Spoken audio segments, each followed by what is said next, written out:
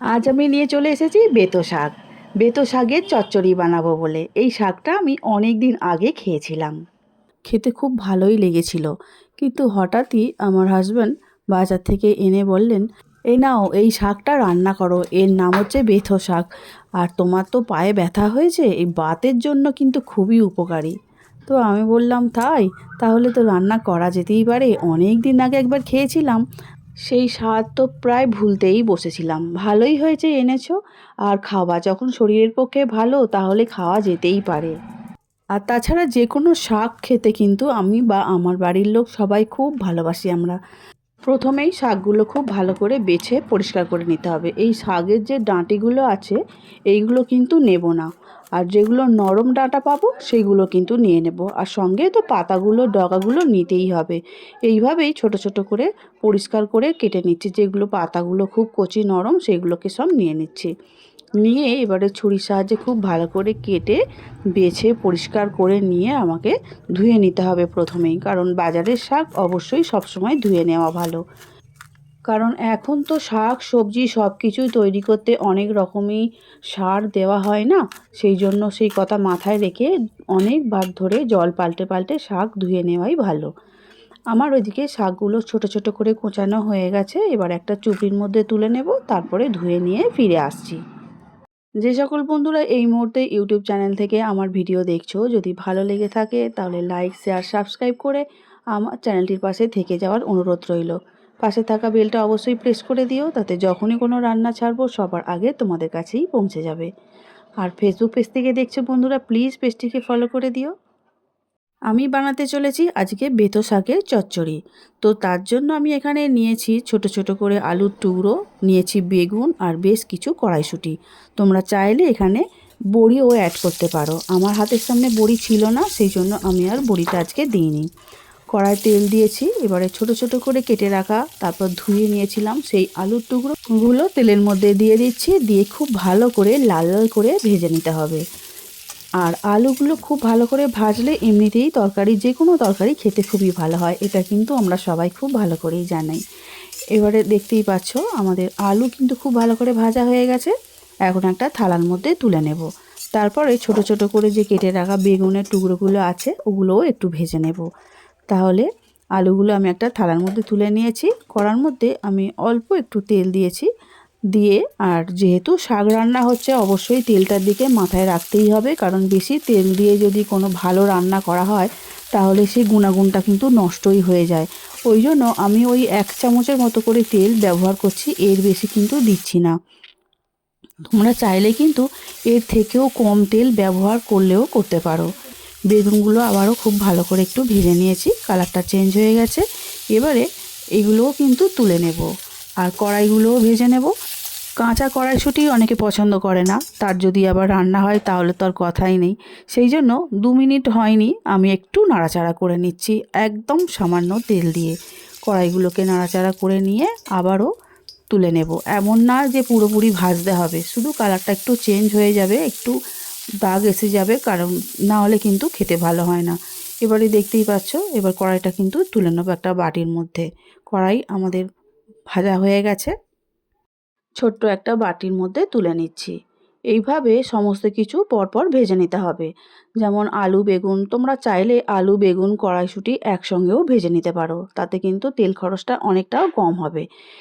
আবারও 1 চামচের মতো সর্ষের তেল দিয়ে দিলাম। এবারে দেব 2টো শুকনো লঙ্কা মাঝখান থেকে ফাটিয়ে, আর দেব কালা জিরে 1 চামচের মতো। কালা জিরেটা দিলে খেতে খুব ভালো হয়, সেন্টটা তো খুব ভালো লাগে, সেই জন্য আমি এখানে দিচ্ছি। তোমরা এখানে 5 ফোড়নেরও ব্যবহার করতে পারো। খুব ভালো করে একটু নাড়াচাড়া করে ভেজে নিলাম 1 মিনিটের মতো।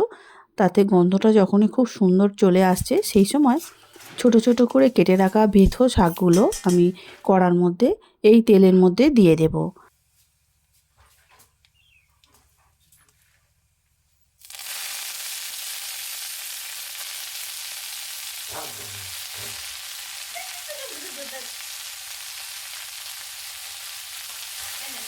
শাক তুলে দেওয়ার পরে আলতো হাতে খুন্তির সাহায্যে একটু নাড়াচাড়া করে নিতে হবে। নিচের শাকগুলো উপরের দিকে তুলে এইভাবে। এবারে দিয়ে দেব পরিমাণ অনুযায়ী নুন। নুনটা দিয়ে দিলে শাকটা কিন্তু খুব তাড়াতাড়ি নরম হয়ে যায়, শাক থেকে তো জল বেরোয়। এবারে দিয়ে দেব পরিমাণ অনুযায়ী নুন আর সামান্য একটু লঙ্কা গুঁড়ো দিয়ে দিচ্ছি। দেবার পরে আবারও খুব ভালো করে নাড়াচাড়া করে একটু লঙ্কা গুঁড়ো, হলুদ গুঁড়ো, নুন শাকের সঙ্গে একটু মিশিয়ে নিতে হবে। তারপরে যেসব সবজিগুলো ভেজে রেখেছিলাম, আলু, বেগুন, এইগুলোকে সমস্ত কিছু এই শাকের মধ্যেই দিয়ে দিতে হবে। তাহলে শাকের থেকে যে জলটা বেরোবে এবারে, তাতে করেই আলুগুলো খুব ভালো করে সিদ্ধ হয়ে যাবে। কারণ আলু তো ভাজা হয়েছে, আলু তো সিদ্ধ করা হয়নি। আলু দেবার পরে ঢাকা দিয়ে দেব 2-3 মিনিটের জন্য। ঢাকা দিয়ে দিলে যে জলটা বেরোবে তাতে আলুটা খুব ভালো করে সিদ্ধ হয়ে যাবে। এবারে 2-3 মিনিট পর ফিরে এলাম, আবারও একটু নাড়াচাড়া করে দেখে নিচ্ছি। আলু কিন্তু আমাদের খুব ভালো করে সিদ্ধ হয়েই গেছে। এবারে ভালো করে একটু নাড়াচাড়া করে নিচ্ছি, তারপরে দিয়ে দেব ভেজে রাখা বেগুন। বেগুনের সঙ্গে মটরশুঁটি যে ভেজে রেখেছিলাম সেগুলোও একসঙ্গে দিয়ে দেব। তাহলে বেগুন, মটরশুঁটি, আলু সব কিছু একসঙ্গে খুব ভালো করে সিদ্ধ হয়ে যাবে। নুনটা পরিমাণ মতো দেয়া হয়ে গেছে। তোমরা চাইলে একটু চিনির ব্যবহার করতেই পারো, যেহেতু এখানে শাক রান্না হচ্ছে। তো আমি আজকে আর চিনিটা এখানে দিলাম না। আমার অনেক বন্ধুরাই বলেন আমি কেন রান্নার শব্দটা দিই না। এক তো রাস্তার পাশেই বাড়ি, গাড়ি টাড়ির আওয়াজ তো আছে, তারপর বাড়ির বাচ্চা বড়দের সমস্ত কথার আওয়াজ এত থাকে যে আমি সাউন্ড মিউট করতে বাধ্য হয়ে যাই। তার জন্য আমার সব বন্ধুদের কাছে আমি ক্ষমা প্রার্থী। এবারে দেখো আলু কিন্তু খুব সুন্দর করে সিদ্ধ হয়ে গেছে। এবারে তবুও আমি হাফ কাপের মতো একটু জল দিচ্ছি, কারণ মশলাপাতি সব দিয়েছি আর আলুর সঙ্গে যেহেতু কড়াইশুঁটিও আছে, ওগুলোও তো একটু সিদ্ধ হবে। সেই জন্য আমি একটু জলের ব্যবহার করেছি। তোমরা চাইলে জলের ব্যবহারটা নাও করতে পারো। একটু ঘন ঘন হওয়ার জন্য আমি বেশ কাদা কাদা মতো হবে, যেটা বলতে চাইছি নিশ্চয়ই তোমরা বুঝতে পারছো, সেই জন্যই আমি অল্প জলের ব্যবহারটা করলাম। ঢাকা দিয়ে মিনিট 2-3 রান্নাটা করে নিয়েছি। এবারে আমার বেতো শাকের চচ্চড়িটা কিন্তু একদম রেডি হয়ে গেছে, দেখে বুঝতেই পারছো ভীষণ সুন্দর হয়েছে। আর গন্ধটা এত সুন্দর ছাড়ছে কি বলবো, এই শাকের গন্ধটা কিন্তু অপূর্ব।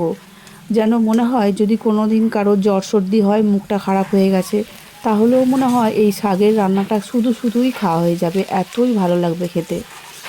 তাহলে চলো আমার আজকের বেতো শাকের চচ্চড়িটা আমি কেমন করে বানালাম, তোমাদের যদি ভালো লেগে থাকে তাহলে লাইক, শেয়ার, কমেন্ট করে আমার পাশে থেকে যেও আমার নতুন বন্ধুরা। আর রোজের বন্ধুদের কাছে বলছি, তোমাদের জন্য সব সময় আমার ভালোবাসা রইল বুক ভরা। আমিও সাধ্যমতো চেষ্টা করব তোমাদের পাশে থাকার। আমরা ভেতো বাঙালি, তাই সব কিছু খাবার এক্সপেরিমেন্ট করি ভাত দিয়েই। কিন্তু অনেক সময় অন্যান্য যারা নন বেঙ্গলিরা আছেন তারা কিন্তু এই শাকটা রুটি দিয়ে খেতে খুব ভালোবাসেন। তারা তাড়িয়ে তাড়িয়ে উপভোগ করেন রুটি দিয়ে এই বেতো শাকের চচ্চড়িটা খেতে। আমিও কিন্তু খেয়ে দেখেছি রুটি দিয়ে, এই বেতো শাকের চচ্চড়িটা অপূর্ব লেগেছে। হ্যাঁ, ভাত দিয়েও খেতে খুবই ভালো লেগেছে। তবে আমার মতো তোমরাও অবশ্যই একবার হলেও কিন্তু বানিও। সবাই কিন্তু খেয়ে খুবই খুশি হবে আর তোমারও খেতে খুবই ভালো লাগবে। আজ তাহলে আসছি, দেখা হবে অন্যদিন নতুন রেসিপি নিয়ে। সবাই খুব ভালো থাকবে, সুস্থ থাকবে। আমার ভিডিওটা দেখার জন্য অসংখ্য ধন্যবাদ আমার সব বন্ধুদের।